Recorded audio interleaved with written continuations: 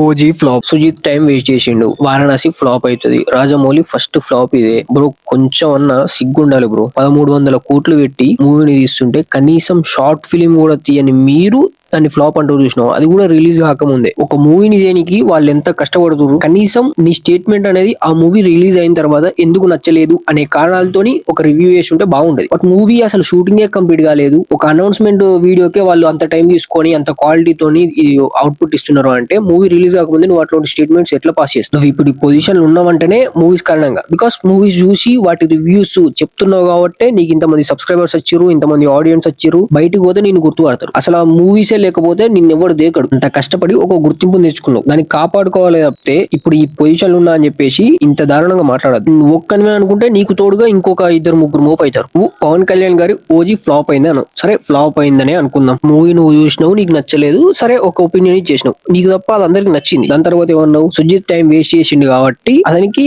నష్టం వచ్చిందని చెప్పేసి డిఫెండర్ కార్ అనేది గిఫ్ట్ ఇచ్చిండు అన్నావు. అసలు ఏం తెలుసుకోకుండా మాట్లాడుతున్నావు చూసినావా? అయితే అసలు ఆ కార్ ఎందుకు ఇచ్చినావు అంటే ఓజీ మూవీలో కొన్ని సీన్స్ అనేది ఫైటింగ్ సీన్స్ అనేది కంప్లీట్ చేసుకోనికి డబ్బు సరిపోలేదు. సో వాళ్ళు ఇంతకంటే ఎక్కువ బడ్జెట్ ఇవ్వలేము అని అన్నారు. అతని దగ్గర ఉన్న డిఫెండర్ కార్ అనేది అమ్మి షూటింగ్ కంప్లీట్ చేసిండు. సో అది పవన్ కళ్యాణ్ గారికి తెలిసిన తర్వాత మళ్ళీ డిఫెండర్ కారే కొనిచ్చిండు. మీరేంది అని అంటే మీ దగ్గర ఉన్న కంటెంట్ అనేది అయిపోయిన తర్వాత 2-3 కలుతారు, లైవ్ పెడతారు. సో దానిలో ఏదో ఒక టాపిక్ అనేది ట్రెండింగ్ టాపిక్ అనేది తీసుకుంటారు, మాట్లాడతారు, ఏదో ఒకటి కావాలనే చేస్తారు. అండ్ పులచొక్క మాత్రం నువ్వు కన్ఫ్యూజన్ లో ఏ మాటలు మాట్లాడలే, చాలా క్లారిటీగా కాన్ఫిడెన్స్ తో మాట్లాడినావు. మరి మూవీ స్టోరీ నీకు రాజమౌళి చెప్పిండా, మహేష్ బాబు గారు చెప్పిర్రా, ఇంకెవరైనా చెప్పిర్రా అనేది పక్కకు పెడితే నేను కనీసం సెట్లకు కూడా రానియరు. మీరు మూవీస్ గురించి మాట్లాడే ముందు, దాన్ని ఇంత డిస్కరేజ్ చేసి చూపించే ముందు కనీసం ఒక షార్ట్ ఫిలిం అయినా తీయండి. మాట్లాడితే నేను అక్కడ పనిచేసిన, ఈయన దగ్గర పనిచేసిన అని అంటావుగా పులసొక్క. కనీసం ఒక షార్ట్ ఫిల్మ్ ది అది యూట్యూబ్ లో అప్లోడ్. దాన్ని చూసిన తర్వాత మిగతా యూట్యూబర్స్ అందరూ, ఆడియన్స్ అందరూ నీకు రిప్లై ఇస్తారు.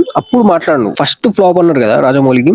RRR, మగధీర, బాహుబలి ఇవన్నీ ఆయనకు తెలియకుండానే, అంటే ఆయన డైరెక్షన్ మీద ఆయనకు నమ్మకం లేకుంటేనే, ఏం తెలియకుండానే పిచ్చి కొట్టిందా. ఫైనల్ గా పవన్ కళ్యాణ్ ఫ్యాన్స్ కి, మహేష్ బాబు గారి ఫ్యాన్స్ కి మీరు బయట కనబడితే మాత్రం ఉతుకుతారు.